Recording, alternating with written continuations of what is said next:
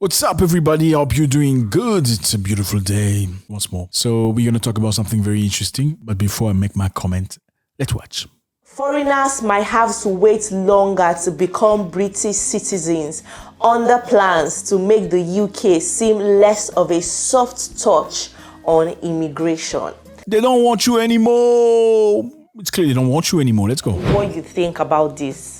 So foreign nationals could have to wait longer to become British citizens under plans to make the United Kingdom appear less of a soft touch on immigration, the Mail on Sunday understands. Home Office officials are considering bringing the UK closer into line with other countries by extending the criterion of continuous residence from 5 years to 8 years before they grant an indefinite leave to remain. 5 years to 8 years. Like I mentioned earlier, it takes most immigrants in the UK about 5 years to get their indefinite leave to remain and then citizenship, right? So like if you're on a skilled worker visa, health and care worker visa, all those common visas, it basically takes 5 years. Now they're saying that they want to extend it from 5 years to 8 years. She's an immigration professional. Right. We're even still dealing with the fact that it takes a whole 5 years to get your indefinite leave to remain and subsequently citizenship. Why for countries like Canada, you can even get your PR before moving to the country, and then after 3 years or so, you get your citizenship. But the UK is 5 years, we're still dealing with that, and now they want to increase it or extend it to 8 whole years.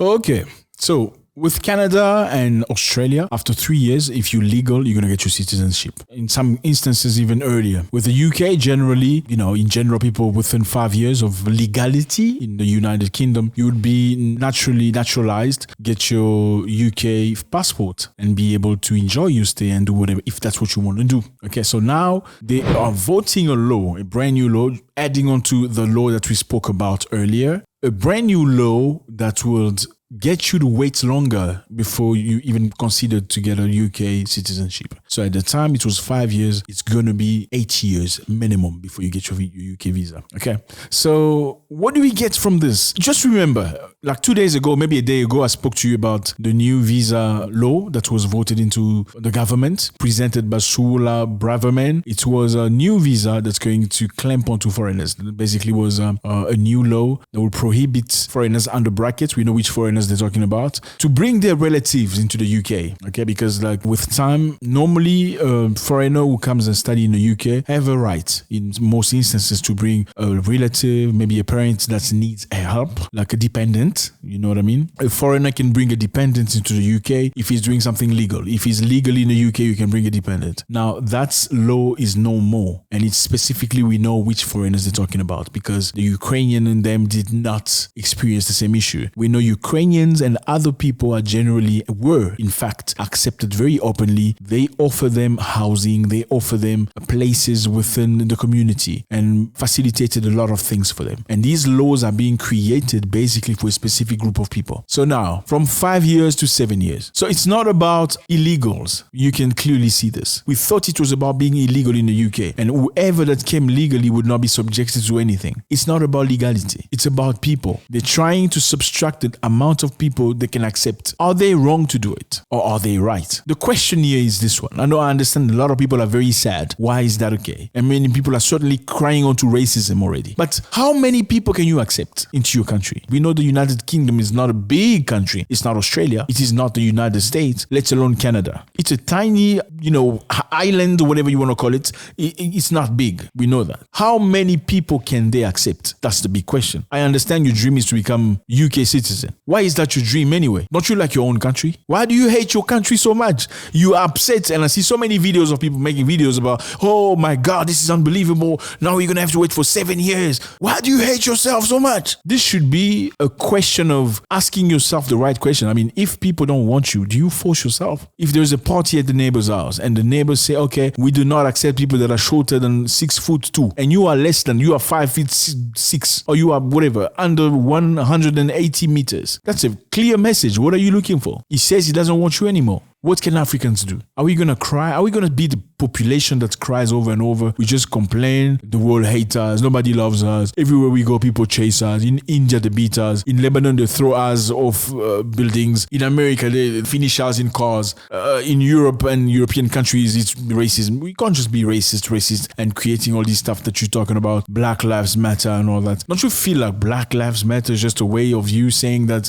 you should value me? Why would you say that for a fellow human being? Don't you know that you're valuable? Do you have to remind them that you matter? How about we look at ourselves, look at our own countries, look at our own continent? If you cannot prosper in your own country, hey, there is a neighbor's country that may be more prosperous than yours. If you've got skills, you will do it in Africa. I'm sorry to tell you that. If you have got skills that's required, you will make it happen in Africa. A lot of people hate Africa because they have no skills that will work well in Africa. That's why you run away. It's easier in Europe. You can just be lazy and do nothing. Yes, I said it. Many people, not all, many people can just be lazy, sit there and benefit from the money from the government, social security or social system that is very, I know it's uncomfortable, but that's the truth. Because we know many people go, there's this system in some of the countries in Europe where once you have a baby, you can earn money from governments, right? In some few countries in Europe. Many people have gone and abused that. They get the money, they make a baby, get money from the government, make another baby, get money from the government, make another baby. Why? Why do you do that? In the meantime, somebody has to pay tax somewhere for you to have that system functioning. I know this is very uncomfortable discussion. I understand that. And that's why I'm here. So we can have those uncomfortable discussions. I know most people are here so they can tell you things that you want to hear and you can like them. I'm here so we can reflect. Why would you feel so sad that the UK has finally decided to extend the time for you to become UK citizen? You got the skills, you are legal, so you can go back to your country and come back after 7 years. Why are you so eager to become a UK citizen? Do you hate it, the fact that God created you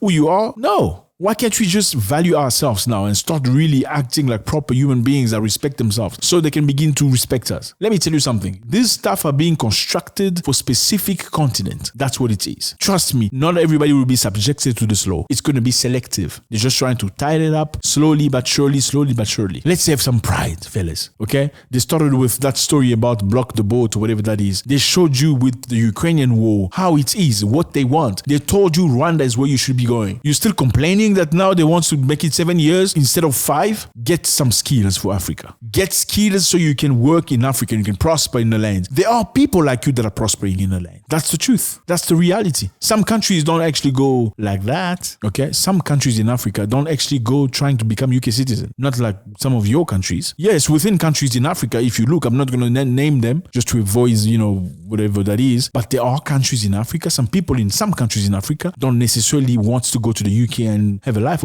I understand things are perhaps not very good at where you are. Look at the neighbor's country. Maybe it's better than yours. You can progress in Togo. If you are from Benin or from Nigeria, you can progress in Cameroon. Maybe Gabon is where you should be. Maybe Kenya is where you should go open up your hub, your technological, whatever that is, little startup. Maybe it's South Africa. If you've got the skills, you have to have the skills. Africa's still blank. There's a lot of things to do in our continent. Let the UK citizen keep their UK citizenship. Let them stay with it. Stop begging for it. Have some pride, a level of self-consideration. God bless.